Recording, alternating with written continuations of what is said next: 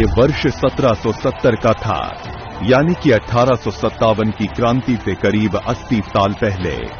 बंगाल और बिहार के इलाके में अंग्रेजी साम्राज्य शोषण का नया अध्याय लिख रहा था। ईस्ट इंडिया कंपनी वहां के बाशिंदों की जमीनों और जंगलों पर कब्जा कर रही थी। लेकिन प्रतिकूल और भयावह हालत में रॉबिन हुड के नाम से मशहूर तिलका मांझी की एंट्री होती है। स्वभाव से बागी और अपनी मिट्टी को मां समझने वाले तिलका मांझी ग्राम प्रधान भी थे और वे किसी भी कीमत में अंग्रेजों के दमन को स्वीकारने को तैयार नहीं थे। बंगाल बिहार में भीषण अकाल के बाद अंग्रेजों ने कर वसूलने की नई शर्तें थोप दी, जिसके बाद जबरा पहाड़िया यानी तिलका मांझी ने इस अन्याय के खिलाफ खुलेआम हल्ला बोल दिया।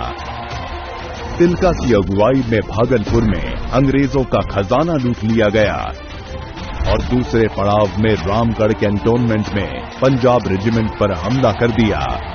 बौखलाई कंपनी ने तिलका मांझी से निपटने के लिए ऑगस्टस क्लीवलैंड को कलेक्टर ऑफ रेवेन्यू बनाकर भेजा, लेकिन तिलका के गुरिल्ला हमले में क्लीवलैंड को जान से हाथ धोना पड़ा।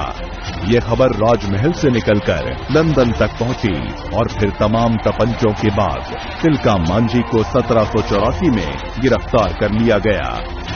अंग्रेजी हुकूमत इतनी बौखलाई थी कि उसने फांसी देने से पहले घोड़े से बांधकर तिलका मांझी को भागलपुर तक घसीटा और फिर सरेआम फांसी दे दी।